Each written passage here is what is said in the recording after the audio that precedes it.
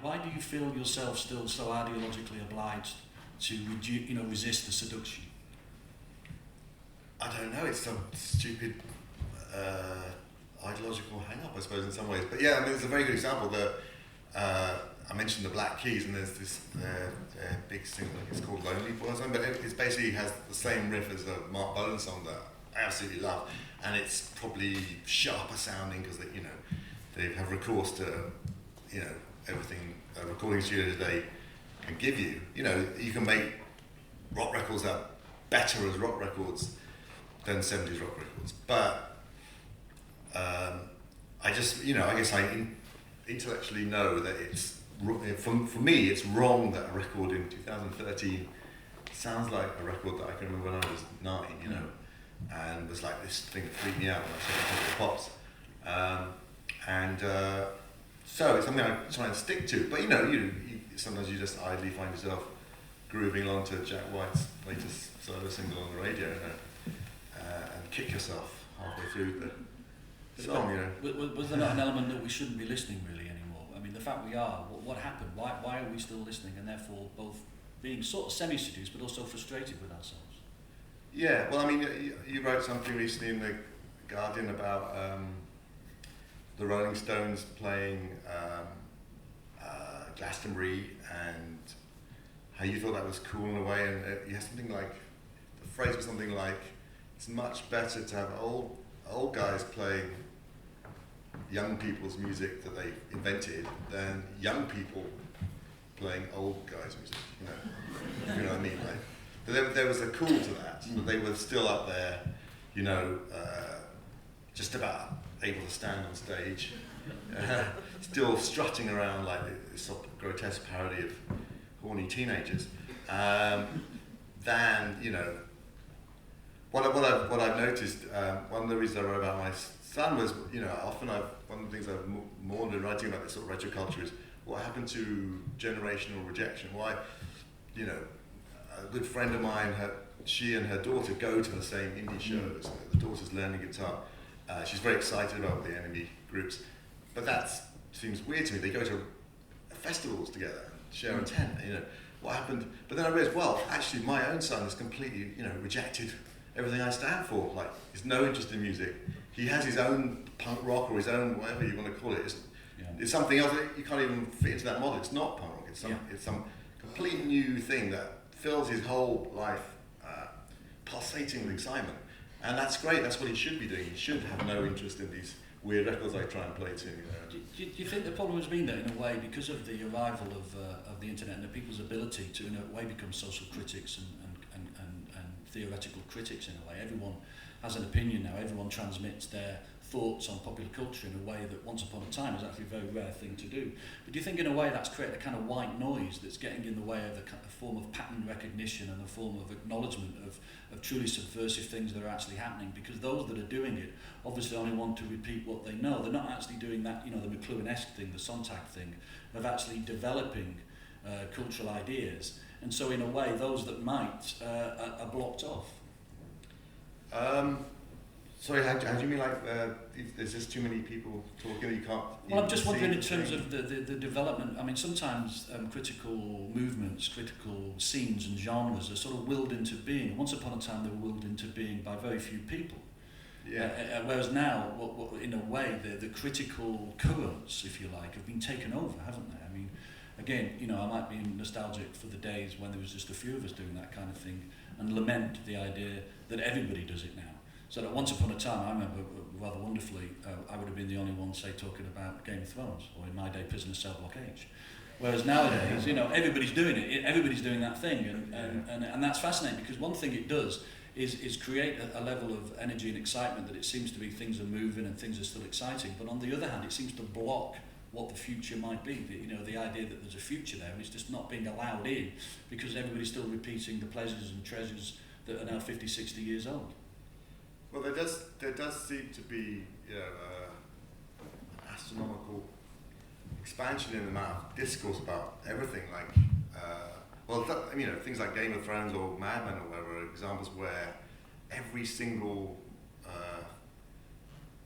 detail of the show is analysed and fact-checked and spotted, and it's sort of pleasurable, but it's sort of suffocating at the same time. I don't know, I'm not sure quite if I understand why do you think an excess of commentary prevents new things from... Well, only that I'm wondering whether the excess of commentary is biased towards a kind of conservatism in a way. It ultimately settled down as a middle-of-the-road sort of response to culture.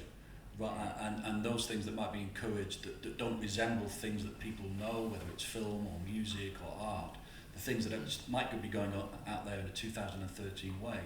In a way, Stravinsky did, because Stravinsky could become a sensation when the 20th century started in 1913. But funnily enough, now we're embedded in this sort of white noise of an instant response. So anything that happens that might have a genuine avant-garde sensibility is still possibly turned into show business or gossip or gimmickry. Yeah, well, I think one of the things is that anything, is there's no space for things to develop. Is one of the problems. Like, things get discovered. There's so many people looking to discover, blog about, the latest thing. Like, if you think about like hip hop, there was like, it really starts, I think, around about 1977, and it's 3 or 4 years before anyone comments on it at all. So there's 4 years, and some prehistory before that as well, to evolve into this force where it's a fully fledged culture that then has the staying power to last. Well, it's still going, isn't it? And whereas if you think about some of the things that have been spawned for fads and phenomena of the broadband era, of instant and total coverage and every drop of meaning wrung out of it. What's there? There's like Witch House. There's these things that have not really lasted. Probably the most substantial thing that's emerged as a staying power musical movement is dubstep, and that almost goes back to before this total coverage era you're talking about. It still has roots in a local scene-based. But as an example I'm talking about, because it doesn't resemble what people now associate with being new. It doesn't get noticed in a wider sense as being new, because people, commissioners, commentators, the culture itself only recognises now, I think, what it considers to be new based on previous templates, rather than something that is genuine. They don't know how to interpret it because there's no room for maybe an isolated voice in the wilderness to interpret it and give it that chance to develop as something. Right. That was my point. And having made a point about the democracy, if I've got time to do it, I'm now going to ask the people for some questions, please. Thank you. I think you need a mic to come. There's a microphone behind you. Hi there. Thanks for a really interesting discussion. Just picking up on that last thing you were saying there about the development of new ideas, and it just struck me. I was recently at a couple of festivals organised by ARICA, a Scottish-based arts organisation. They did a thing at the New York Biennale last year, so I don't know if you picked up that in the States. And they moved from doing experimental music festivals over towards more broad music art ideas events. And as they were transitioning into that, the first few were quite, maybe not entirely successful. They're interesting attempts. So they would set up a new current in philosophy, for example, and then say, let's build a festival around this idea, let's commission people to do musical responses to it, artistic responses.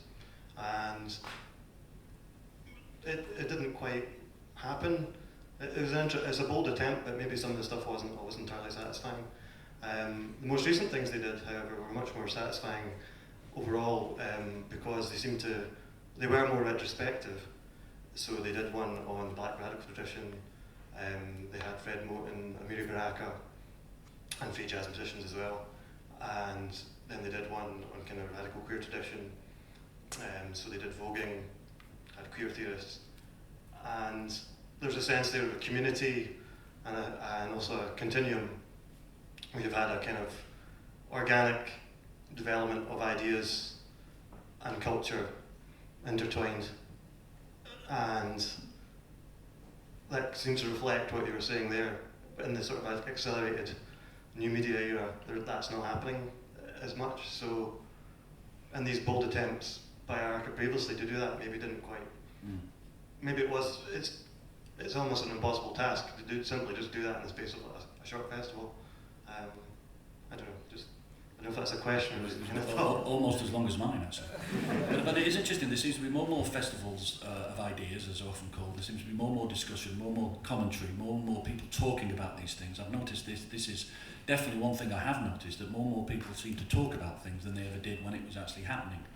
I'm sometimes wondering if that's what we're all doing at the moment. We're all sitting in circles, you know, in rooms like this and indeed on the internet, just talking more and more and more about it rather than it actually happening.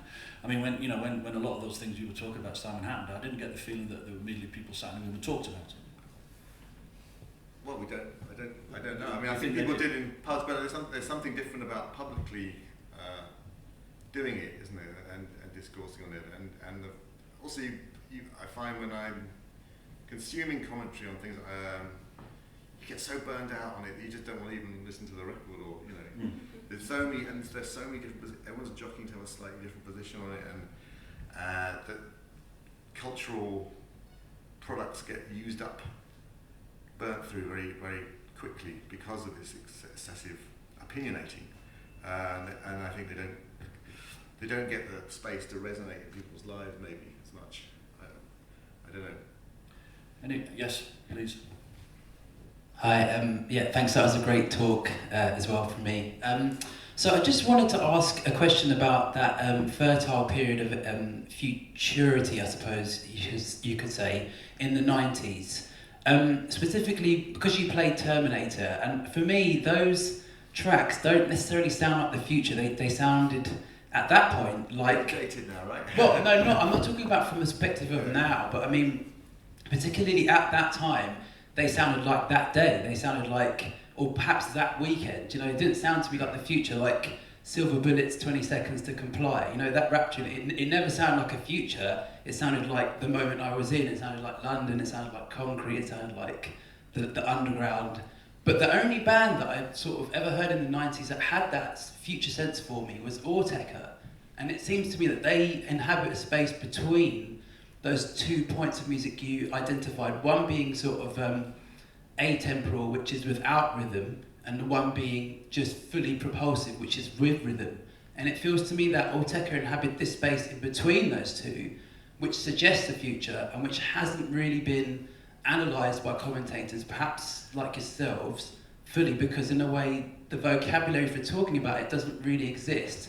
So I was wondering if you could maybe talk a bit about that, or a bit about that band and the idea that perhaps they present the future, and because it's so difficult to talk about, it hasn't been analysed, and that's why perhaps we're talking about bands like Daft Punk in the past. Can I jump in on that? Because it's interesting, Orteca, I love Orteca, always have loved Orteca. And just talking about being commissioned, the only place or space I've been able to write about Orteca as I want to was because they commissioned me to write about them. Because if you send in a piece about Orteca to since they started, so we're talking 20 years now, to either a conventional media outlet or indeed a so-called alternative media outlet, the language you use and the way you write about it and what you're talking about, because you're talking about a history that goes way beyond, just the bounds we're in, because Orteca, in a way, one of the beauties of Orteca is that they inherited either instinctively or with a greater understanding an extraordinary amount of 20th century classical technique into what they did. Thelonious Monk, it was an extraordinary, but if you talk about that in a world that suddenly wanted everything to be 200 words, 3 stars, amazing, American album of the year, then basically it already wasn't being able to fit. And I think that's what I'm talking about in the idea of the conversation that a wider set of people have. There's still the hold that you hold on a certain kind of expertise and professionalism that the critic once suggested they might have. And you're talking about things in a way that nobody might recognise immediately, in the way that they wouldn't recognise the music. And I thought Orteca was a classic example of a world where suddenly you noticed that the genres that were covered in the newspapers and still are to this day, in the magazines, etc., are still fixed fairly much in a thing that's 50 years out of date. And something like Orteca and whatever came after needed a whole new category, a whole new way of being written about, that the world wasn't allowing to happen because they felt that they knew what this world was by the time it finally made the mainstream. And then that had an extraordinary grip, even now when it seems that we've moved outside. Because oddly enough, for me, where we've moved outside the mainstream, everyone else really is still responding to that original thing. I've read some wonderful pieces online about Autechre where people have put up their attempts to write about it. And I love that bravery. They put up the attempt, it doesn't quite work, then they put up another one. And I suppose to an extent, for me, that's where something might have developed in a more mainstream level for a new kind of future to have happened.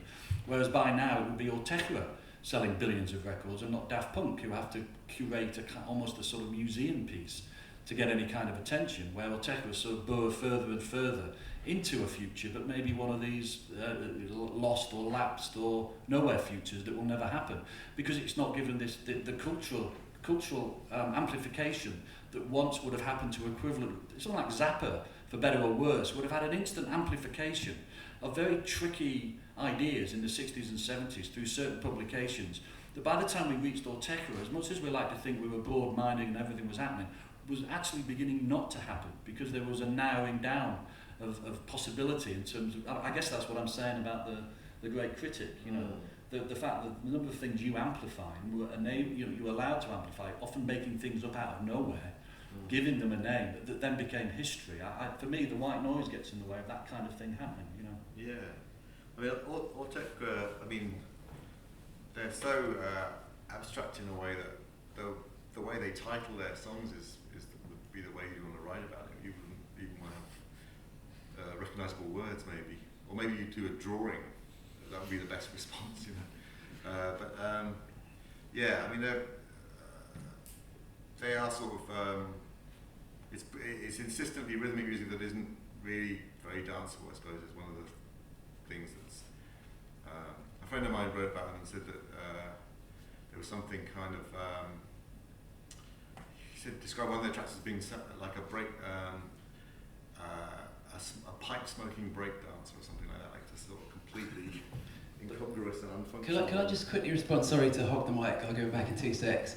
It's just that I think, the difficulty in writing about that music has another effect, which I think you were sort of talking about, Paul, but it's that idea that, well, if there is no touchstone for somebody to build on the work from as a kind of future foundation, then we always end up in an impasse, right? Yeah. So if we're always saying that the benchmark for modern pop music is like Sgt. Pepper's, but isn't Troutmouse Replica, which it could possibly be, absolutely, yeah. How are we ever going to get to somewhere else? So that's it. But it's true, because also the other thing that needs to happen, and did happen in the 60s and 70s with your Dylans and your Bowies and the big markers of popular culture, is that the context was created around them by critics and journalists who gave them a sense of who they were. I often look at Autechre and I feel that sometimes they're adrift, they're craving a context given to them that they can respond to make those kind of developments. So they oddly end up in a kind of stasis, because they've not entered a wider sense of otherness. They are still, in a sense, inside themselves, because no one's come along and said, oh, that's what it is, that's what you do,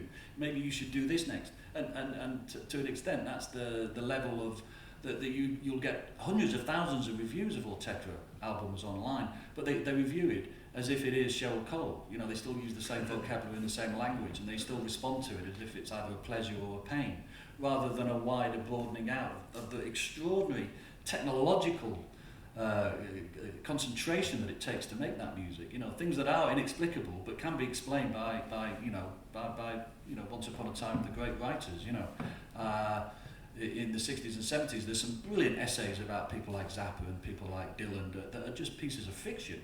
And you almost want that about Autechre, you know, the pieces like of science Meltzer. fiction, Meltzer and everything. Yeah, I mean, I miss that, you know, and that's just me being sentimental and wanting there to be lots of 20-year-olds like that running around. But you know, I can't help that one. Any more questions? Oh yeah.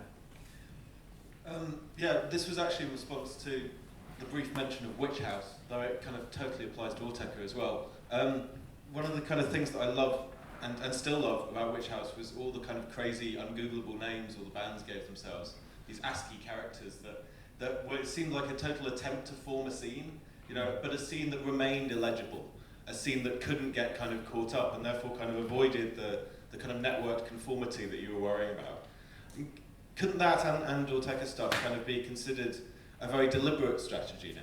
Like if if the worst thing in the world is for you to achieve that kind of resonance that might be lacking now, that the worst thing would be to become so famous that someone can recuperate you in 10 years, and that you enter that continuum of kind of endless reproduction, then the criteria for success of kind of a genuinely successful futuristic thing is never to feature again in the future. I know what you mean, because sometimes absence, I think, is the new stardom. And for me, the most popular things on YouTube, for instance, are those in single figures.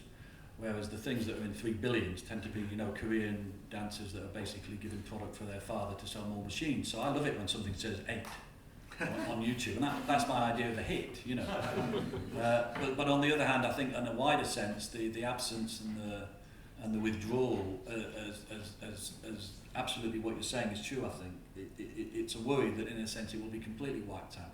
And where again, this might be sentimental for how it once was, but I look to popular music, as you were saying about certain tracks, to tell a kind of history, if you like. And a few of us might know that Ulteca history of the 90s and this part of the 21st century, but fewer and fewer people will. And that might not be important at all, and maybe the success will be their absence, and ultimately one day. I mean, I love the John Cage thing where an organ piece he wrote is taking 639 years to play, and that it won't be finished until the 2600s. And by then, maybe John Cage will be finally Beethoven, and Ulteca will be Mozart, and maybe it's a longer game, the future. I always used to have this. I used to do conversations with Brian Eno, where he loves the game, Brian Eno, and he used to like imagining that his ambient music was the international music that sold millions, and U2 was his obscure project. That's the kind of thing Brian Eno used to like. But there's a kind of truth in that over the long period, maybe a future that we still could identify will come true. And when that final note is played on the 639-year-old John Cage piece, the world will have configured into a future some of us dreamers and idealists here always imagined, Any? One more. Oh, I've got a queue of questions. Hi. I was just kind of wondering if maybe there was an inadequacy with music as just a cultural form for containing futurity. I mean, you mentioned Mark Fisher's comment that sort of in the 90s you could hear the technology in the music, and I wonder if maybe we just kind of got to a point where it was such that that kind of 20 to 20,000 hertz wasn't quite capable of holding where technology's got to. And you mentioned Ulteca as well, and I went to an Ulteca gig a couple of years ago, and I was sort of totally baffled by it and didn't really know how to make sense of the music. But then you look at what they're doing with the technology, with like software like Max MSP, and there's sort of screenshots online of patches they've made to make these tracks, and there's I can appreciate looking at it. I've sort of dabbled in that software a little bit, and I can sort of appreciate more what they're doing through looking at this patch than through going to the gig or listening to the music. I wonder if you had any comment on that. When you said you talk about like 20 hertz, is that like the range from which we hear? Like human hearing, yeah. Just yeah, I mean, I suppose one of the things with the history of pop music is it's been about innovative things that are more or less pleasant to hear. And maybe the range of things that are, there are probably plenty of innovative things you can do that are absolutely unbearable. Like you were saying, like you found that seeing Orchestra live just completely baffling and at the threshold of what sounds like it was a threshold of enjoyment, right? Yeah, completely. I mean, there might very well be all kinds of innovative things in music that just are not anything you'd ever want to hear. But even those things, even that sort of thing is now a set of cliches. Like, it's amazing to me that there are people like doing power electronics, like, doing White House in the same way that Shaking Stevens did Elvis. It's like that's a tradition. Extreme ears as wounds sort of noise is now this sort of not quite trad jazz, but it's like it's been around a long while. And it's not disruptive either, because if by definition, if you're going to it to be disrupted, you're not being disrupted. That's always the problem for me with extremism. I think there's this sort of the history of what's great about pop is this sort of stuff that's at the like often the line that I've followed in dance music is this sort of line where it's on the, it's like how clunky can you make a rhythm and it still grooves? It's like if you listen like through jungle to grime, a lot of grime is about how clunky can we make this rhythm, but it still grooves, you know. So there's that sort of, a lot of, you know, great pop music, if you compare it to what, like John Cage, you mentioned John Cage. John Cage did a thing called harpsichord, but it's like you left out the vowel, so it's harpsichord. And it's one of the things that's the most unendurable thing I've ever bought. Like I bought it for $10 and it's like this horrendous primitive computer code that you fed a harpsichord through, and it just makes this noise that is unpleasant to listen to in a way that's I've never experienced with anything else. So, you know, there's possibly, pop music is not like, you know, innovative pop music rarely goes into that zone. It's really the history of innovative pop music is stuff that is still fun. Yeah, and it's also constantly responded to the technology that was invented, and then there came a point where that peaked, I think. So from the microphone onwards, it was a response and the best utilization of that technology, that drum machine, that synthesizer, you know, that computer, that sampling machine. And then that sort of ran out in a way, ran out of speed. If this is okay, I'll just send you off to lunch with an anecdote I picked up while working on the David Bowie exhibition that refers to instruments. It concerns the synthesizer that was used in the making of those great records in the mid-70s, the Lows and the Heroes. And Brian Eno ended up owning the synthesizer. And being Brian, one day decided to put it on eBay. Oddly enough, and this says a lot about David Bowie's life these days, David Bowie happened to be looking at eBay and noticed that it was on eBay, and he really fancied this synthesizer because, you know, part of his archive, and he hadn't got that synthesizer. At the same time, his manager noticed that the synthesizer was on eBay. So they started bidding against each other. And what would probably have gone for about £1,500. David Bowie eventually won it, so he was the determined one, and he got it for £18,500. And that, in a way, is the history of pop music in a nutshell. Thank you, Simon.